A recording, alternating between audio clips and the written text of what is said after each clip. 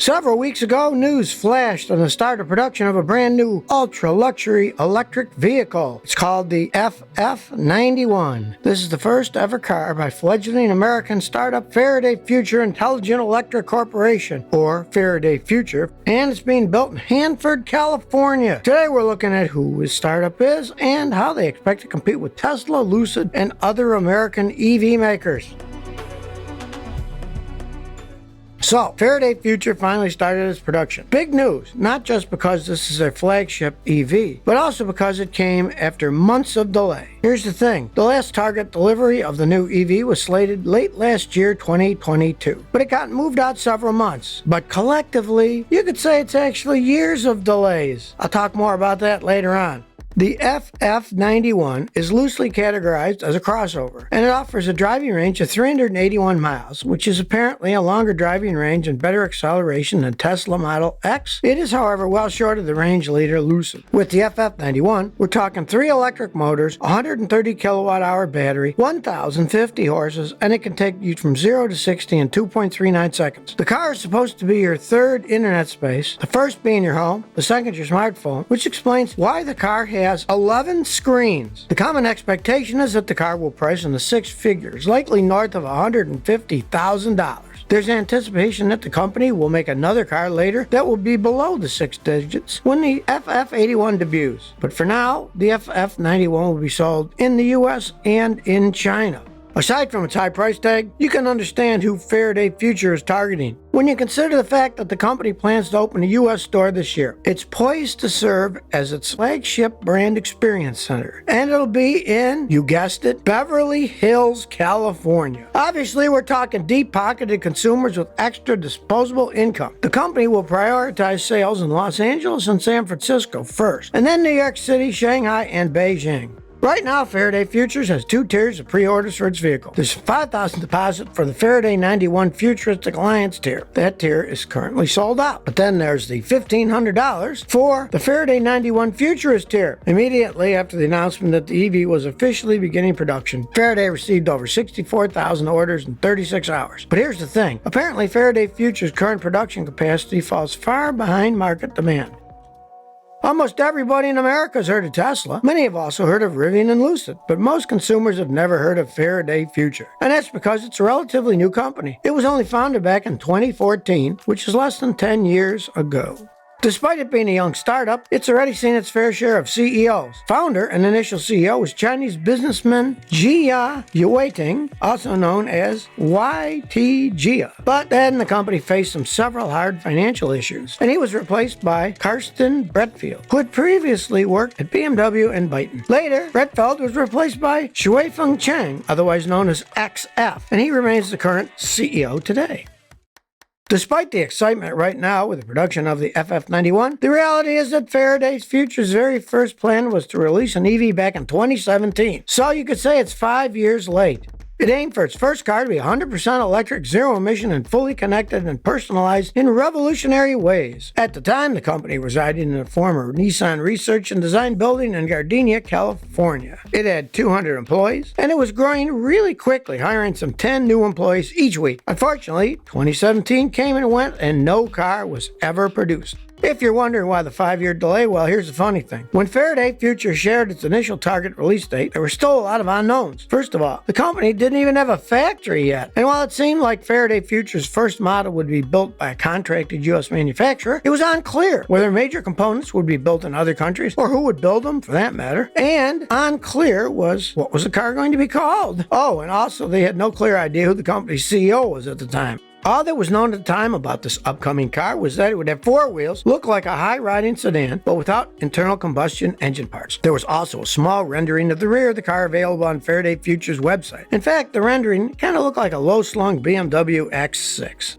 Faraday Future also made some claims about its batteries. According to the company, its 2017 model was to have 15% higher specific energy than the Tesla Model S 85 kilowatt-hour battery pack at the time. Faraday Future said it was aiming for the highest energy density and specific energy vehicle on the market. The battery was to be a single-cell, thermal runaway fault tolerant. The same battery design would be used in all of its vehicles and only change in capacity, not in voltage. The module was to be designed for mass production using new processes and technologies. And finally, the higher energy density was supposed to allow for larger crumple zones than on the Tesla Model S. Not only did the promised 2017 car never come out, but Faraday Future also almost ran out of cash that year. But then a company called Season Smart agreed to fund it with $2 billion.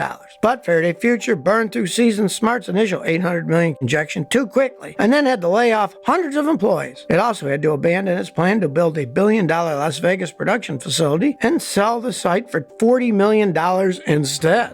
Now, one advantage that Faraday Future had was its employees. It had some known names on their roster. For example, Nick Sampson, who was a product architect and former employee in vehicle and chassis engineering for the Tesla Model S. Then there was Porter Harris, who worked with batteries and was a former employee at SpaceX. Also, Paige Bierman, who was an exterior design chief and former creative director at BMW. Then there was Richard Kim, who worked as head design and was a former worker with the BMW i8 and BMW i3 concept. Employee Silver Petey worked as a senior director of powertrain and also worked as former lead powertrain on the Chevy Volt. And finally, Pontus Fonteas, who worked in interior design and used to work at Ferrari, Lamborghini, and Land Rover. Pretty impressive group of names, but that's not all. There was apparently a boatload of former Tesla employees at Faraday Future, including people from HR, purchasing, and manufacturing. Faraday Future also claimed to be well-funded and said it had 8-person marketing team already. When asked about not just the viability of the company, but the reality of launching a car in 2017, the company said that it wasn't Tesla or Fisker and that it wasn't messing around.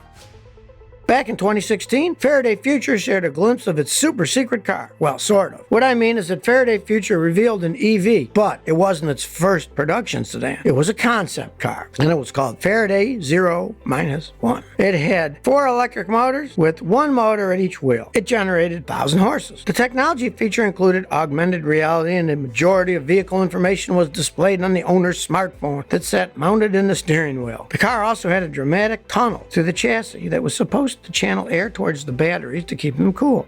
At that same show, Faraday Future revealed that it now had a team of 750 members from companies like BMW, Tesla, Audi, Google, and Apple. 550 were here in the U.S. and 200 were abroad. Faraday Future said it would deploy fully electric powertrains with multiple motors and customizable variable platform architecture. With that, a single chassis system would be able to work for a variety of different vehicles. I'm talking everything from supercars to compact sedans to pickup trucks and SUVs. Faraday Future also said, like Tesla, its batteries would be low and flat, which would improve handling and safety for all of its vehicles and easily adapt to any vehicle configuration. As well, Faraday Future said it would be focusing on autonomy and automated communication between cars on the road. This would make for more efficient driving in congested environments and reduce overall stress on the passengers. Now, all this sounds great in theory, but that's exactly what it was, a theory or concept. No one actually really knew whether any of this would ever happen. And if it were to happen, the other burning question was, will the EV be feasible and practical for the mass market?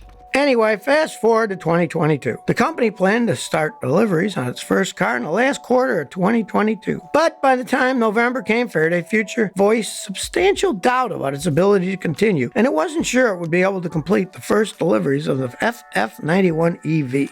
Reason is, by the end of last June, the company had $120 million in cash left. The following quarter, that dropped to $31.76 million in cash. Not only was Faraday Future sued for seeking the removal of 2 board members, but it also had to face the same supply chain costs and disruptions that hit the industry hard last year. Because of the war in Ukraine, lithium and raw battery materials costs have also skyrocketed. So you can see why Faraday Future had doubts on whether it could make delivery last year. As of November 17th, 2022, Faraday Future had 369 pre-orders. But consider the fact that 4 months prior to June 30th, it had 399 pre-orders. In other words, in 4 months, 30 people pretty much dropped out and wanted a refund of their FF91 pre-orders. By the way, last year, Faraday Future stock nosedived around 94%. Because of that, Faraday Future said it needed extra funds to continue financing its operations and to ramp up production. Fortunately for Faraday Future, millions of fundies did come through, and that's how it was finally able to start producing the FF91 several weeks ago.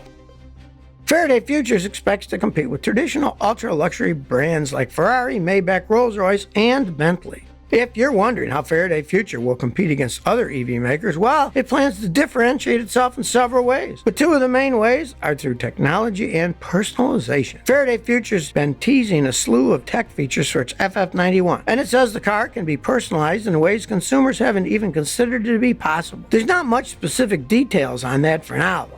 By the way, if you're a science guru, you might know who the company was named after. But for most of us who aren't as adept with science, well, the company was named after an Englishman, Michael Faraday. He's a scientist who discovered electromagnetic induction, which is a founding principle of electric motor technology. Anyway, can or will Faraday Future rise to the top of the industry as a major EV player? Well, it's not impossible. True, the cards are stacked against it, and it's had a very rocky start. But then again, the cards have almost always been stacked against Tesla too, and look where he is now.